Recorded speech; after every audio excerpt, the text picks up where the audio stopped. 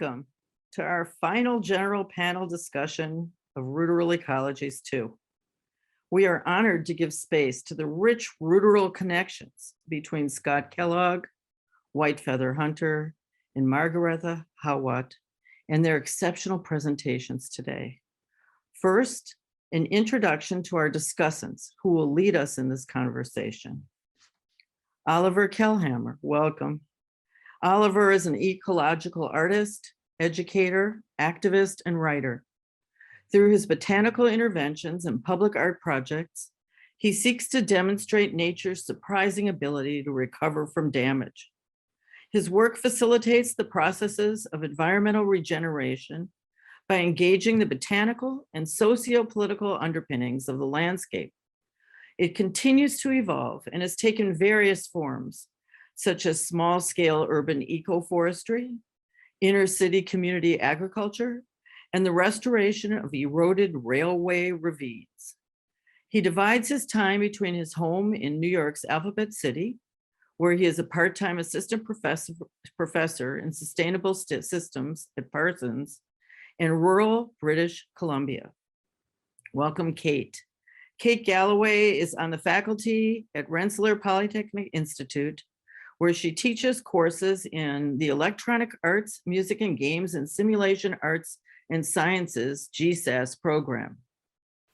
Her research and teaching address sonic responses to environmentalism, sound studies, digital culture and interactive media, and indigenous musical modernities and ecological knowledge. Her monograph, Remix, Reuse, Recycle, Music Media Technologies and Remediating the Environment, examines how and why contemporary artists remix and recycle sounds, music, and texts encoded with environmental knowledge. Her work is published in American Music, Music Cultures, Tourist Studies, Sound Studies, Feminist Media Histories, and Popular Music. Let our final ruderal radical reflections begin with questions from our esteemed discussants. Oliver, would you like to begin? Yeah, thanks everybody. Can you hear me okay? First of all, I'd just like to give a big, huge congratulatory, shout out to everyone involved here. This has been amazing. When Kathy and I were first talking about ruderal stuff years ago, like we never, the fact that it's come to this incredible point of community is just so excellent. And Troy is going to become a real center of ruderal studies, and I'm really, really happy about that. So thanks all of you. Very, very inspiring few days. So I wanted to just start with a question to the participants here, and it's come up in all three today.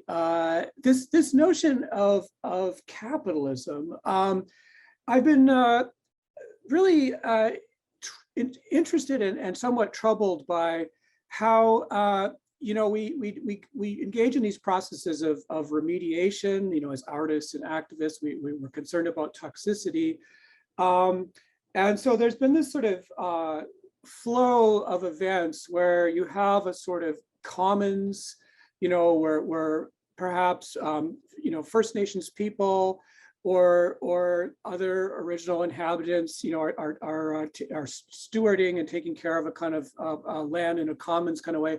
Capitalism moves in, extracts, the value and basically excretes it out. Then we're left with the ruderal, right? Then it's toxic and discarded, but then it becomes not capitalism for a brief while. And then various folks come along and try to fix it. And I think that it's a very interesting balance. How do we not turn the ruderal back into capitalism again? Many of us are creating these spaces of abundance and, through what was the ruderal, turning it into food production. And that's all good. We need the abundance, but we may not need the property part of that abundance. So I'm wondering what all of your thoughts are on how we might continue to provide ruderal abundance and ruderal health. Obviously, we don't want to be sick, but without turning it back into an enclosed space of capitalism, which is what's happening here in New York. You know, you have something like the High Line, which is a beautiful rural space. It's now become an icon of capitalism. So part of this is coming from my recent reading of Bastiani's Fully Automated Luxury Communism, which is about building spaces of abundance that aren't property. And I'm wondering, all of you think about that. Is it possible, or are we doing things that might be a little bit dangerous in terms of recommodifying spaces back into a capitalist sphere?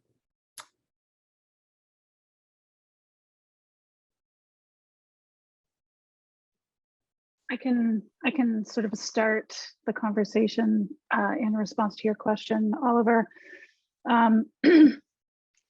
When I think of capitalist systems, and this is something that my 26-year-old son reminded me of,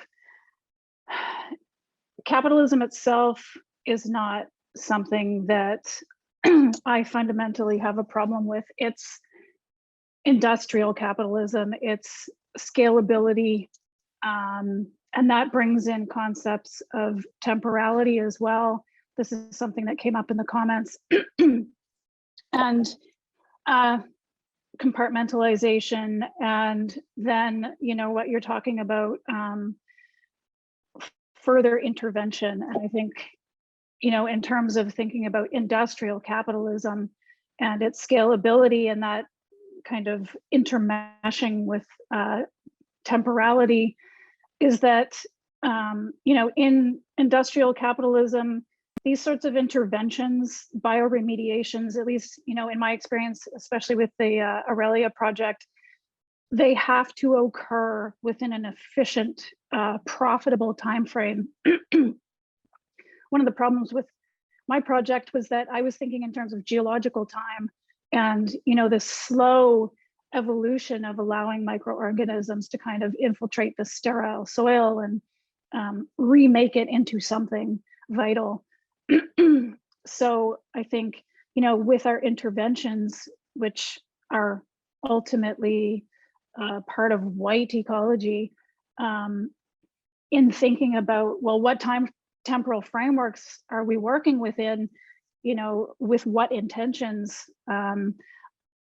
That's sort of my kind of messy thinking around all of this, I guess. And you know, when working in Kilpisjärvi, I was also thinking in terms of the framework of lichenological time, or I was developing this idea of lichenological time and bearing witness to sort of the passage and changes and impacts of time on the ecology. And that's just something that's not allowed in a compartmentalized view of industrial capitalism.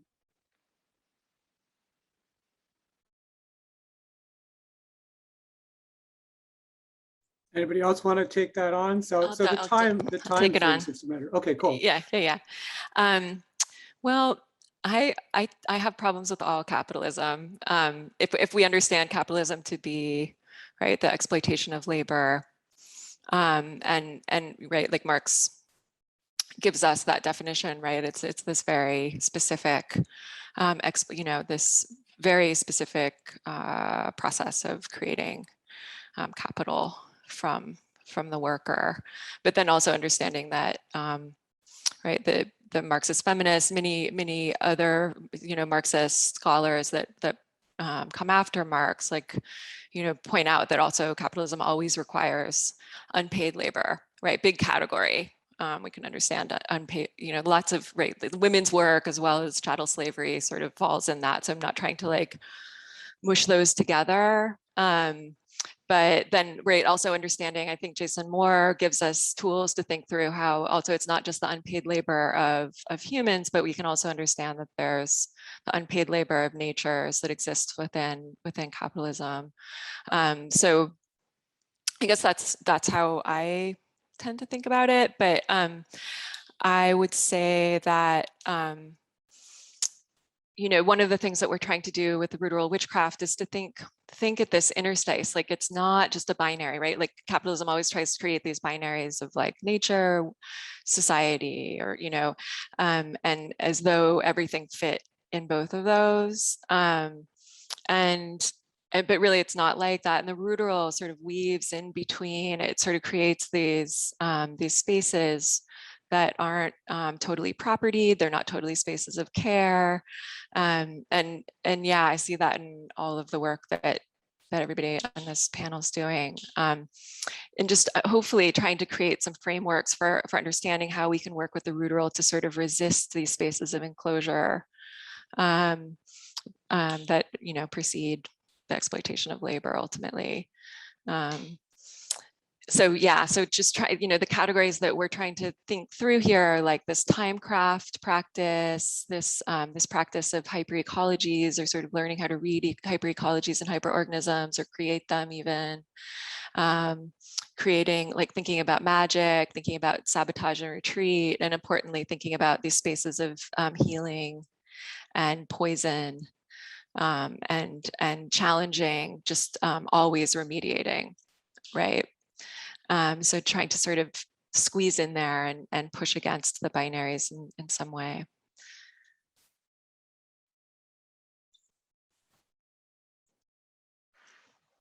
Yeah, I've actually got a lot of thoughts about this, and I think about it a lot,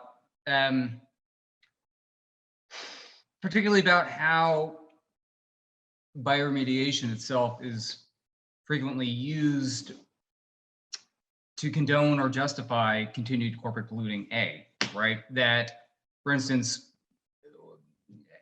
oil companies, if there's a massive oil spill, they're like, oh, well, it's all right. We'll just spray the magical microbes that will gobble it up and clean up the problem, and use it almost as a way to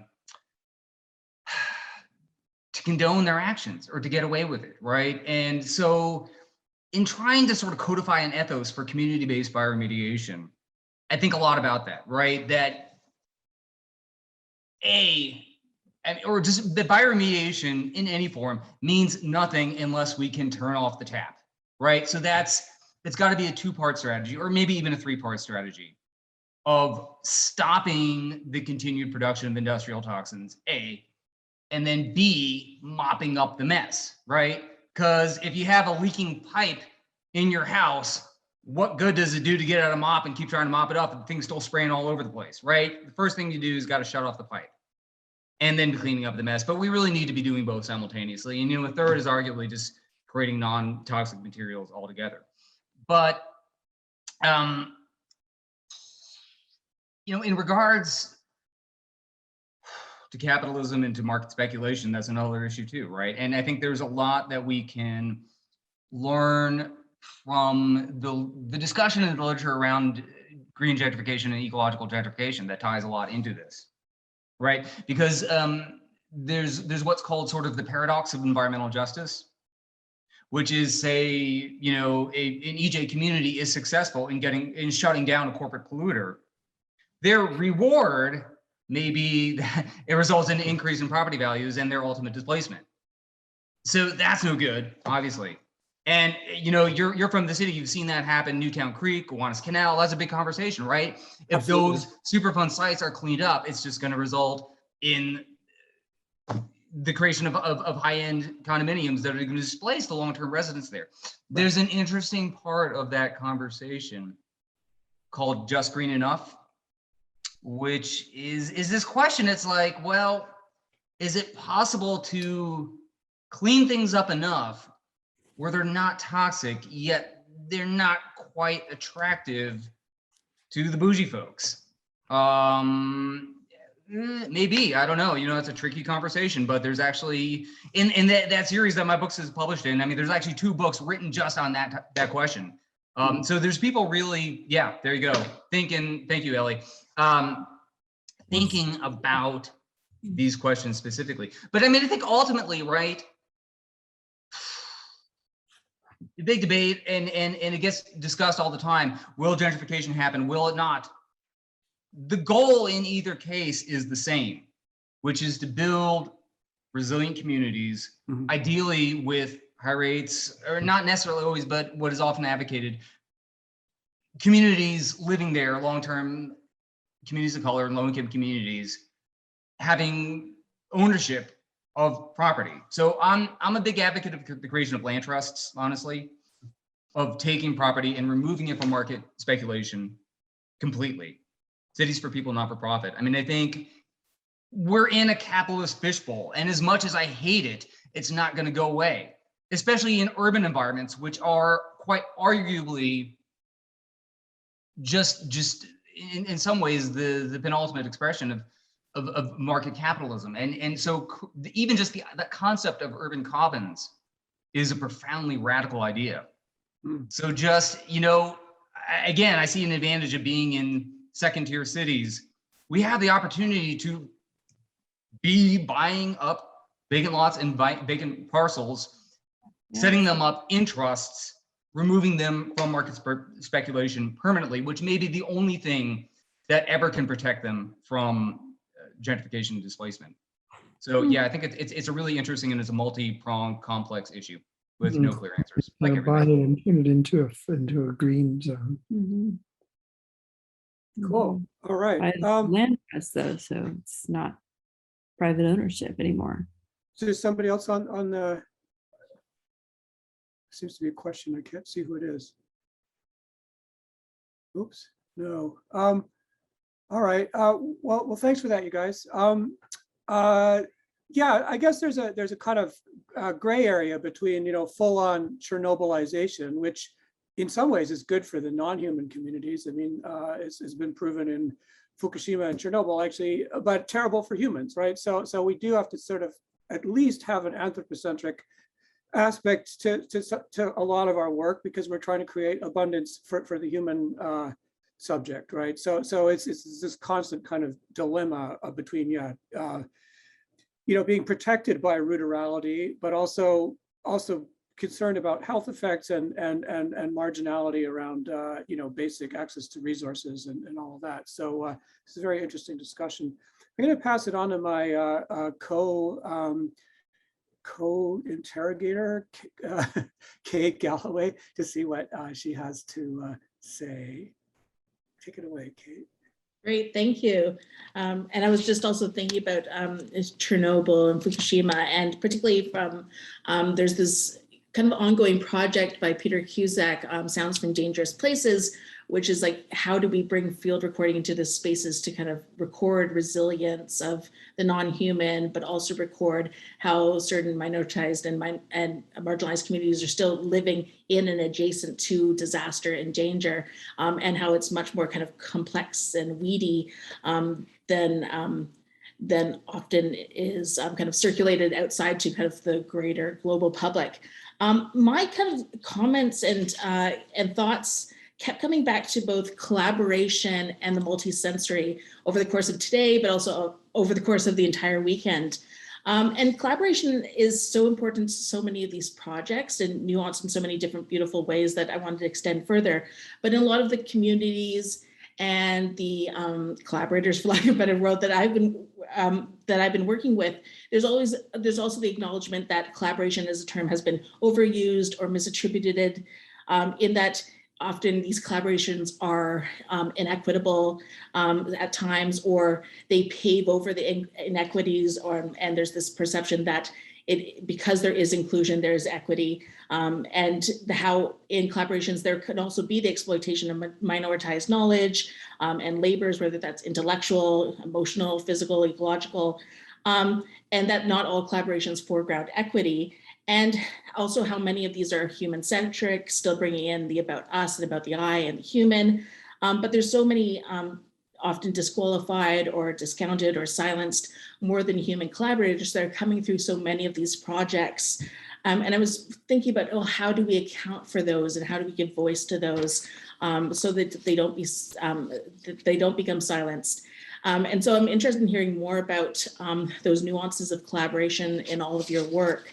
And then kind of connected to that in my mind is also this idea of the multisensory and listening for, since I'm so oriented in sound, for these different collaborations, different actors across projects, and thinking about a ruderal sound studies, particularly because there's histories of listening and soundscape studies that historically were more, of course, human-centric, but North America, kind of white North American, mostly male ears and bodies listening to the world, thinking about listening back to a time when there was this pristine purity, rather than moving forward from the ruderal as cities were kind of ebbing and flowing, contracting and expanding. And even in many of the comments in the notes, I could see many comments kind of attuning to the sound, whether there's sound in a video, whether a voiceover should be used, or maybe more ambient sound, and which would kind of foreground the human, what would not foreground the human. And so I was wondering, kind of hearing more about how the multisensory also figures into collaboration as we kind of move through these kind of ruderal theorizations of arts and community-based practice. So it's fairly open, but yeah, just some of the ways that my thoughts were going in relation to all of your work, and also conversations we've had this weekend.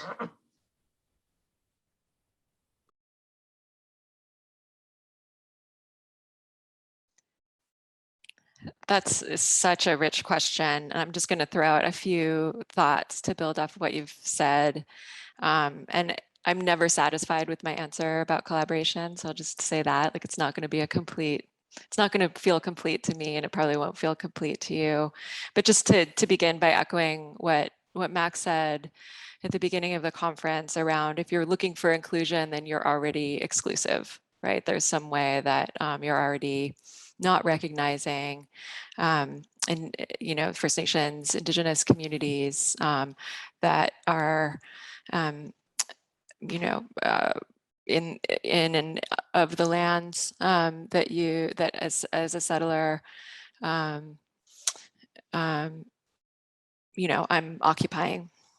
So you know, in my experience, when I first started doing collaborative work and working in the urban commoning context, you know, I and many other people were really concerned about who is going to make decisions, you know, who is going to have the power to make decisions in the space. And as I, you know, started listening more, I realized that really the work of collaboration, and especially large scale, well, all levels, all scales of collaboration, but in the context of, you know, the sort of first urban commoning project that I was a part of, called Hayes Valley Farm, is very large scale, lots of people involved.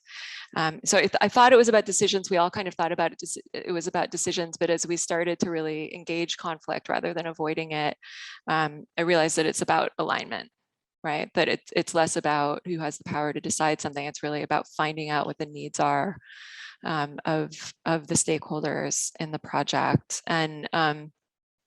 And so that, and from there, decisions flow, right? So I'll say that, yeah, so that's how I would sort of start to think about this multi-sensory part of the question, is processes of listening as a process of alignment.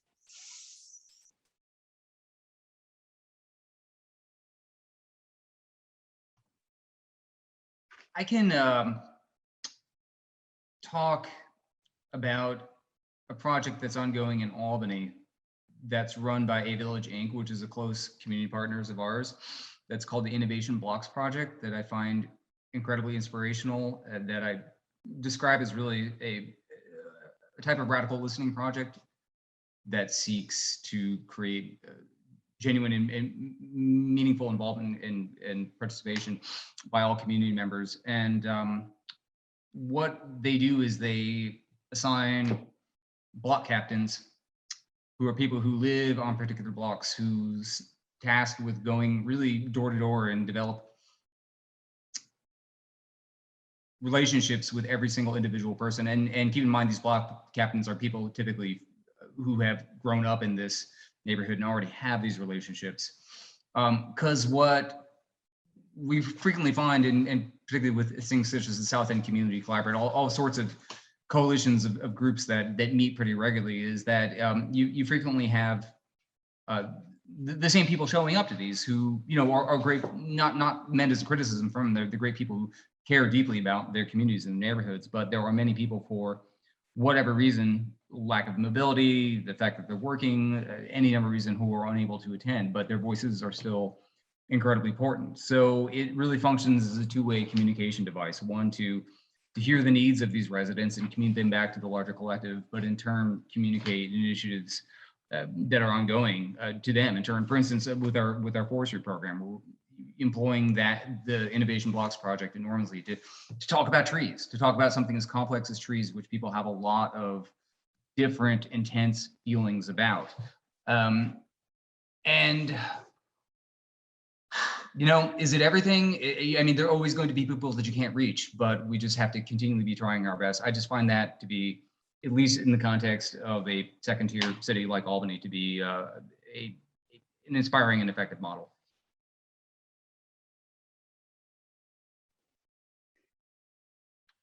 Kate, you have really raised a hot button issue when you bring up this conversation around collaboration. It's a conversation that I've had a lot with a lot of people, particularly in the bioart community. I'll just start by saying, for me, collaboration is something that only occurs between humans. I know, you know, periodically or, you know, frequently, certain artists who are working with microorganisms, non-human animals, etc., refer to these other components of their work, these other agents, if you want to call them that, entities, as collaborators. And for me in my own practice, I have a problem with that because, like I mentioned, these other actors in the equation are typically within very controlled conditions and circumstances, and I'm manipulating them. So it's not a true collaboration. They are not consenting to be part of my project. So, you know, I have to sort of approach that with a sense of humility, and I guess, you know, where I can conceptualize my working with and around and through these other parts of my research is through, like Margareta mentioned, care, ideas of care. And, you know, I think that when we as humans refer to other players as collaborators, it's our attempt to acknowledge them, you know, respectfully, and human to human relationships. That's really important. It's super important to acknowledge our collaborators. So, you know, to kind of like shift our thinking around a little bit within a wider ecology of other species and organisms, you know, I'm trying to avoid human exceptionalism by not calling these other entities my collaborators, because I can't presume that they want to be there working with me. Maybe they don't. Yeah, I guess I'll end there. It's sort of, it's something that's ever present, an ever present conversation in my practice. So I really appreciate you bringing up that hot topic. Hey, can we just, because that's a really great sort of point of segue, White Feather, this idea of magic, in a sense that it's come up in a lot of the work. In a sense, there's a sort of, whether you want to call it collaboration or being with, or you're in the presence of another organism, and somehow when things start to work, like when, I don't know, when you do a sheet mulch and suddenly the trees start growing really quickly, or when your bioremediation is starting to show signs of functioning, or when a community starts to really gel and kind of start to manage a project without any intervention, you know, like that's always when I consider a project of mine successful, is when people forget about me and do it, you know, just take care of it by themselves. So there's a sort of magic and sort of an incantatory quality. And we talk about witchcraft, we talk about kind of sort of not sort of practical, but this sort of the sublime nature of working in the ruderal. that I know many of the speakers have touched on it, and there's like this sort of somatic, and it's more than just the sort of practicality of it. There's a real kind of feeling of, if you don't want to call it collaboration, perhaps kinship, or perhaps some other relationality that we're all kind of putting our fingers on. And I'm wondering if you all could address that a little bit.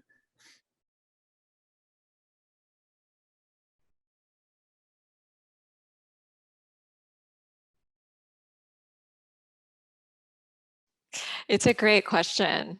I've gone in a couple of different directions. You know, I mean, I like the word reciprocity. And yeah, I love that. I love that magic moment. I'm also thinking, when you brought up magic, I'm also thinking about just, yeah, kinds of eventfulness that don't necessarily exist in history, right? Marisol de la Cadena gives us this framework for understanding and understanding that in her book on earth beings. So just, yeah, eventfulness that exists outside of regimes of history. And I think there's something really useful there to play with as we think about different modes of resistance and like, I don't think it's woo necessarily. I think it can be very practical. And White Feather, I think a lot of your work sort of goes in these spaces in really super interesting ways. Yeah, but I love this question. I really want to hear what everybody else thinks.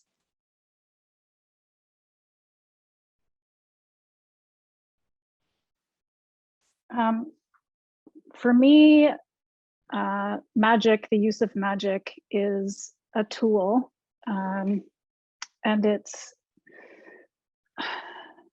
a step or a series of performative actions in order to move into a space of affect. And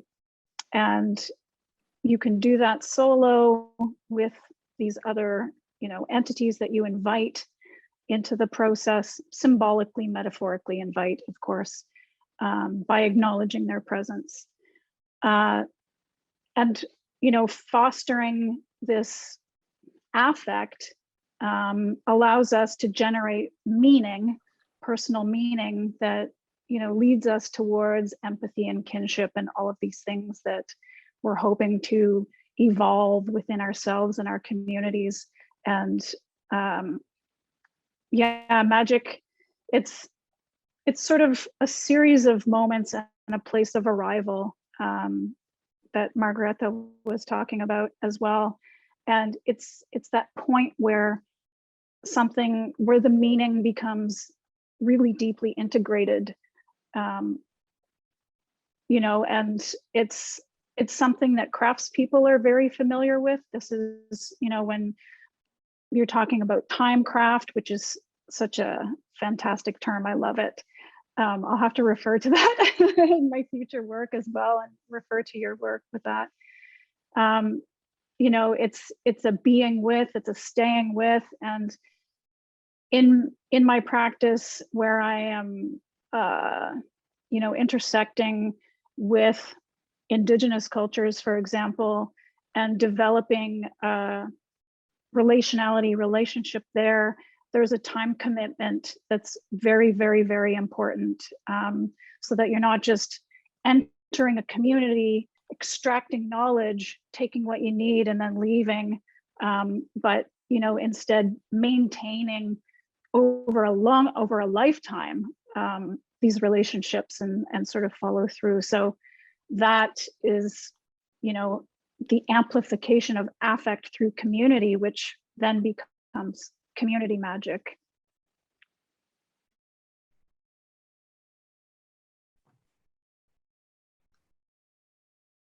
I try and carry myself with humility and accepting of the fact that I'm profoundly ignorant of the universe and its ways, and try and be open to uncertainty and surprise, and embrace complexity, and particularly emergent phenomena, which maybe that's a kind of magic synergy, right? That when particular elements you can can be additive up until a point, until you pass a particular threshold where there are whole new properties that will arise that take you utterly by surprise. And I don't pretend to understand them or want to control them, but just try and be an agent for that type of transformation. Awesome. That's so cool. Yeah, that sort of phase shift that can happen. Kate, did you want to jump in here? Partially, I was just also looking at the time and catching up on the chat to wonder if we should open it up now for the last little bit and get more dialogue, because there's a lot of great input coming from the chat, and I'm sure questions and extension as well. Okay. The last thing I wanted to say is that I was thinking about some of Scott's work, and particularly like the removing of concrete and asphalt, and thinking about what it sounds like for like the soil to breathe, for the rain to filter down, and all the kind of the language around the different kind of biodiversity projects. And I was always thinking forward and thinking back to like the different kind of sonic environments that were also being cultivated by those projects. So that was something I forgot to mention out front that I was thinking about back during your presentation. But yeah, I'd love to hear questions, comments from everyone else in the chat. Anyone who wants to also kind of raise their hand to speak a question.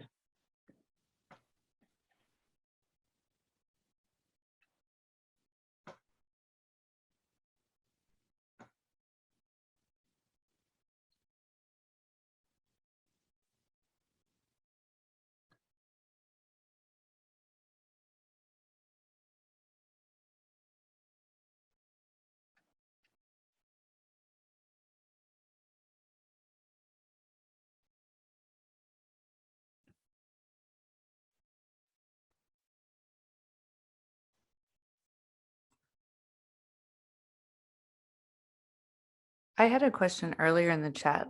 Maybe I could ask if there's nobody, if no one else has one.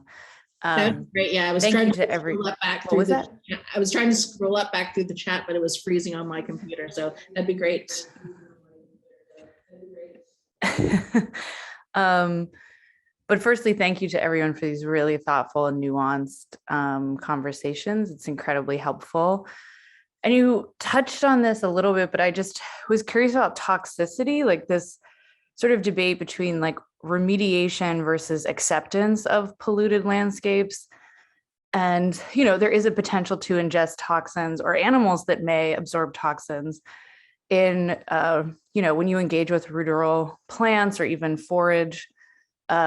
And I'm in support of such consumption. Like I definitely eat dandelions from places where I don't know the toxicity of the soil. And, you know, with the rise of hydroponic farming, I feel like some people are still really seeking purity from foods grown in like sterile environments. That concerns me. But then there are real threats in terms of pollutants and microplastics in the environment. And there is a goal of remediation. So I'm just curious about defining toxic, similar to how we were talking about how do you define invasive, and also, you know, toxic for who, I guess, is probably the question. Thank you.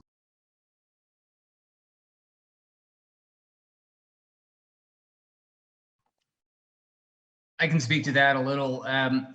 Yeah, I'm really wary of the sort of the rise of indoor hydroponic and what I sort of call techno farming.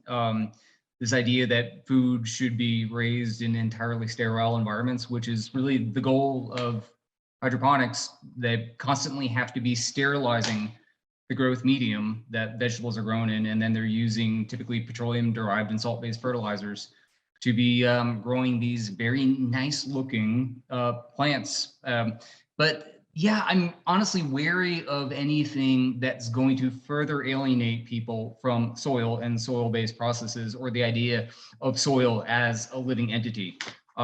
So, which is something that, yeah, I feel like most Americans are profoundly ignorant of. And I think, I mean, the conversation about bioremediation is really complex. There are no simple answers. It's complicated, meaning the details do matter, right? And different techniques in different situations can produce different results. For instance, phytoextraction, deliberately using plants to draw toxins out of the soil. It typically requires someone going in first and actually applying, if it's cationic metals, and a chelating agent, some sort of acid, to the soil to cause those metals to become soluble in the first place. Then they would be uptaken by plants and need to be harvested, roots and all, and then moved to a landfill. So what you've effectively done is move the problem from one place to another. Arguably, it's better to have it in a sealed landfill than in the top few inches of soil. But is the damage done in the process? Does that justify it in the end? Would it be better just to try and bury it in the geological record, send it back down to the earth where those metals came from in the first place? This is a big debate, for instance, even in the Hudson River and dredging, right? I mean, General Electric, who, yes, was incredibly reluctant to actually pay for the cleanup, made a somewhat legitimate point that, you know, if you leave PCBs alone, eventually they will become sequestered down in the sediment. The problem is, with climate change advancing at an increasing rate, you're going to have turbulent storms that just churn all that up and resuspend it in the column. So the state went in with clamshell diggers that effectively did the same thing anyway. Resuspended a lot of those PCBs in the water column rather than using some kind of vacuum technology to draw it out. So, gosh, it's complicated. Yeah, is all I can say.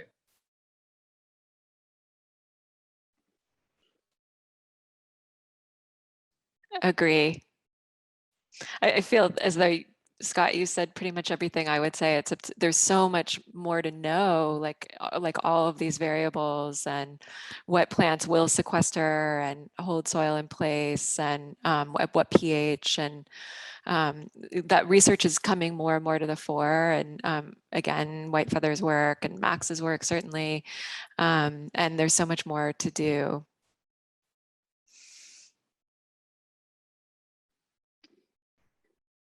My experience with the soil bioremediation in the gold mine tailing site was, like I mentioned, tempered by consultation with a Mi'kmaq elder. The bioremediation project that was funded by the Nova Scotia government was using silica. Although it has some benefits, it's also toxic to dogs and some wildlife. So, you know, it was kind of intervention to solve one problem, but also creating another problem. And it happened without consultation of the community that lived around these areas, people who walked their dogs through these toxic sites every day. And, you know, in my discussions with the environmental scientist and, you know, with the Mi'kmaq elder, I learned that sometimes leaving it alone is the best approach. And, you know, when we want to do something, we want to fix our mistakes and we want to intervene in these ways and bioremediate. But, you know, sometimes, and this is to quote Roger, my Mi'kmaq elder, sometimes just leave it the fuck alone. And that was the advice that I was given at the time. So I feel like, you know, in all of our bioremediation thought processes and efforts, we need to consult with the immediate community around these areas to see how they want to approach the problem of toxicity and what it means to them culturally as well. Thank you all. I'm just going to jump in here because there was a question from Beverly, who also had her hand up. I don't know, Beverly, if you wanted to ask that question yourself. I wanted to contextualize it a bit because first of all, I want to thank you for this conference because my brain is pinging in every direction as well as my heart. I love the way that things are woven together. As someone who used to teach at the Institute for Social Ecology, I just feel like there's a sensibility being expressed here that's very rich. But one question I have, because by the way, I'm sitting in Tacoma, Washington on the unceded land of traditional land of the Puyallup people, Coast Salish tribe, just so you know. And I've been doing projects with eco-activists and the tribe and the neighbors, and working with some younger feminists who are using ritual. And I have a lot of questions about cultural appropriation in relation to ritual. And as someone who was born in Salem, Massachusetts,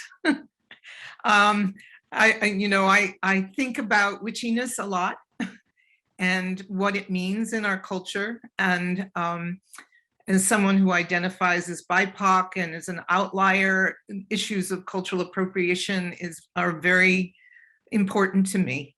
So I just wanted to throw it out there, how does one navigate the woo? Because magic is so important. Dreams are so important. And listening to all the more than human is so important. But when are we acting out of conditioned behavior, raised in whiteness and in colonizer mind? When do we stop and just say, what are the protocols here? Where are we getting them from? So that's my question. Thank you. And I should also mention that I'm somebody who recovered from a devastating and disabling environmental illness caused by pesticides and aerial spraying of malathion. And I made a project many years ago as I was in recovery called Canary Notes, the personal politics of environmental illness.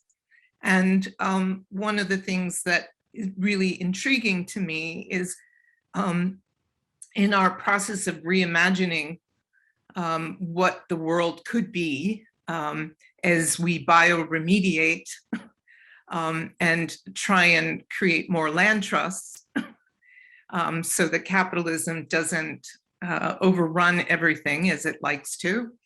I guess one of the questions I have on top of this is helping people know that things can heal that seem impossible to heal.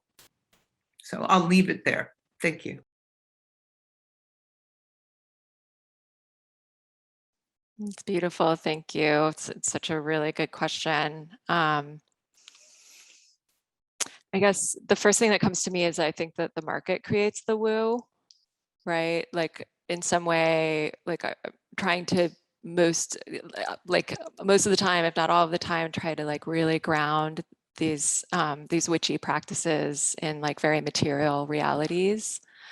And market creates the woo to like, sell us stuff and commodify and exoticize and ultimately like detach us from context. And I've been in the middle of reading White Magic by Alyssa Washuda. She's Cowlitz.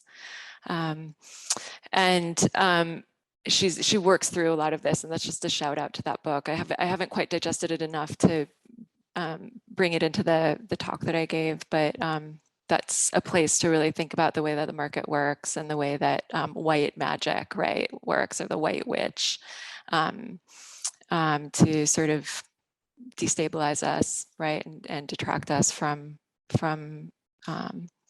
material realities, I guess.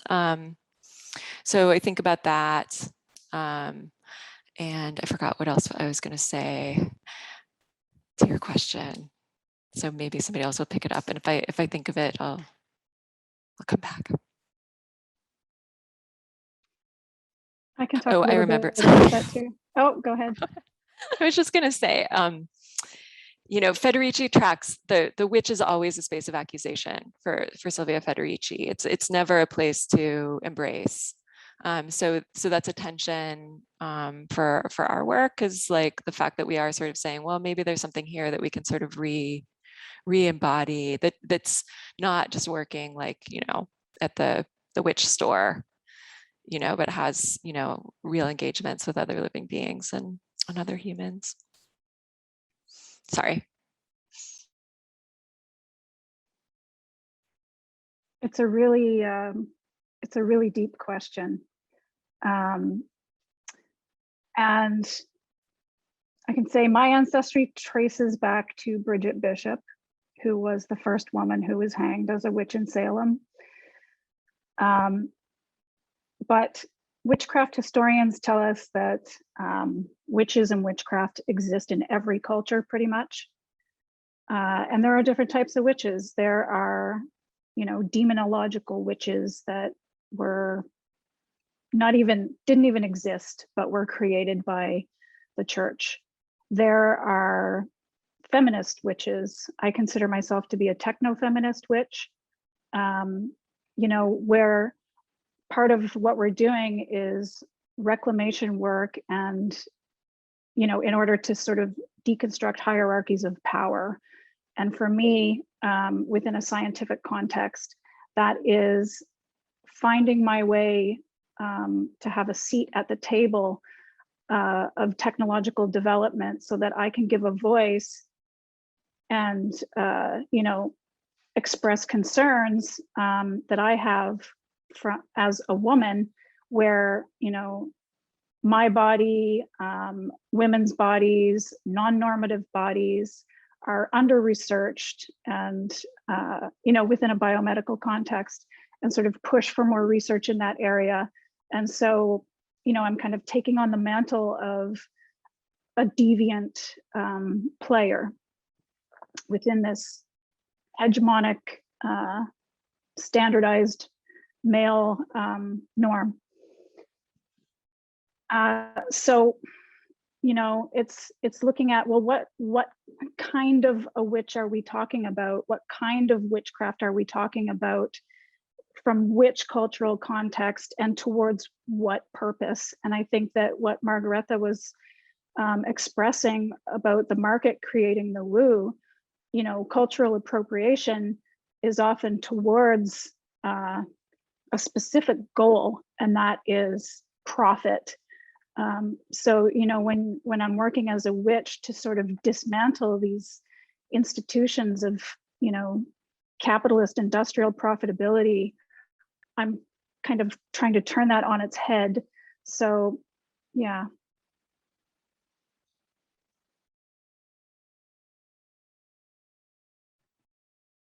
I want to comment on the last thing you mentioned, Beverly, about just the power of showing people that it's possible to repair damage, that actually can be done, which I think is one of the most, the best things about a lot of the work I do, particularly with youth.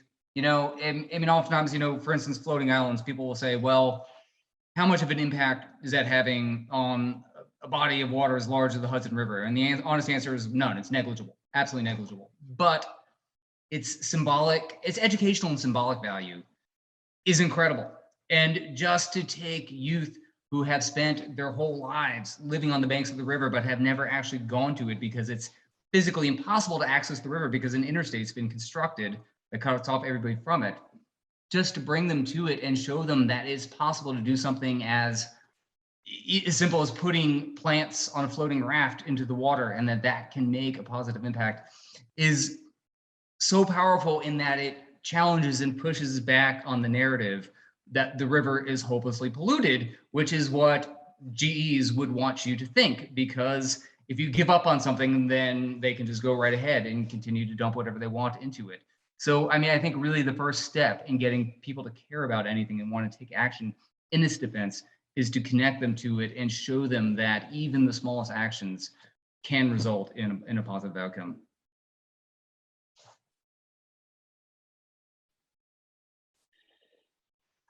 That was such a great conversation. And Beverly, thank you for that final. I think we're gonna make that the final question because we're running out of time. And that was a really beautiful place to end. So Beverly, thank you. Lovely to make your acquaintance. Please, we're very happy you found your way here from the West Coast. It's very nice to see you. And thank you so much to everybody here. This has just been an inspiring 3 days. Thank you for being part of this critically important conversation that's happened. And I think will have to continue to happen. So thank you to our speakers, starting with Max Lebrun, Bettina Stotzer, Anna Chimay, Tiare Ribeaux, And then today, Scott Kellogg, White Feather Hunter, Margarita Highwatt. I'm sorry, I'm really tired. Highwatt. I'm saying your name so wrong. For your amazing contributions to our rural journey this weekend.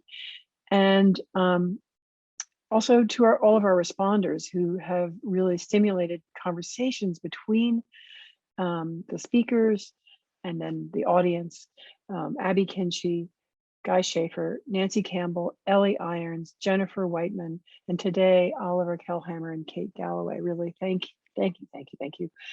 I also want to just kind of point back to the last conference that we had, the first one of this Ruderal Ecologies series, when really have a big thanks and shout out to Ellie Irons and Nancy Campbell and Brandon Costello-Kuhn and Brandon Miller and others who really helped with the kind of envisioning of what these conferences could be. Guy Schaefer and Brandon Costello-Kuhn and I wrote, a big NEH grant that was denied for another one, but somehow we got this one done on Zoom for not as much. So next one we'll try to do in person. So I also really want to put out appreciation to our tech team and all the support from the sanctuary. Steve Pierce, Sina Basila Hickey, and Branda Miller. You guys are just the gems of the gems. Thank you. And I'll pass it to Branda.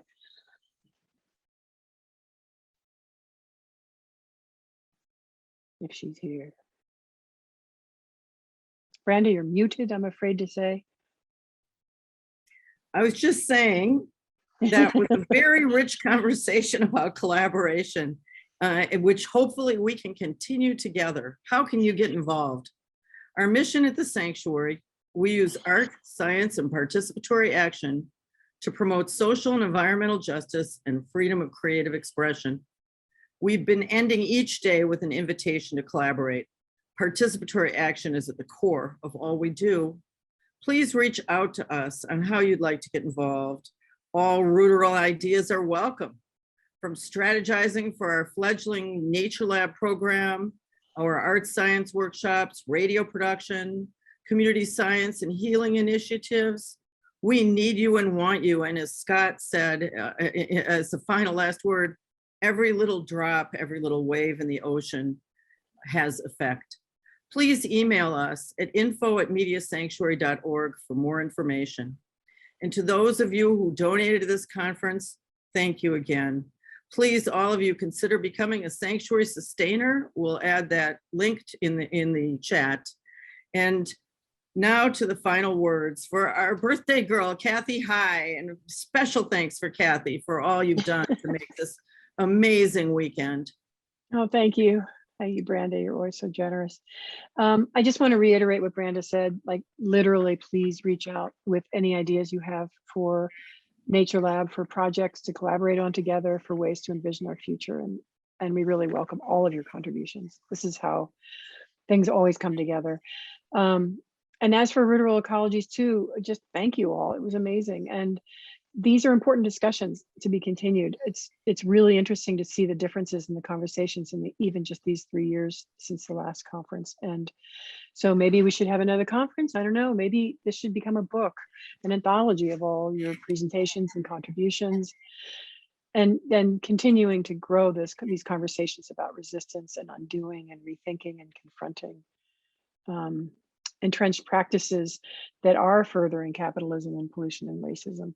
So I really love these ideas and always have supported these ideas of developing networks of love and magic and care. So who knows, please send me any ideas you have. And thank you. Thank you all to the audience, to your questions, and have a great, I don't know, life. We'll see you soon, we hope. Ciao.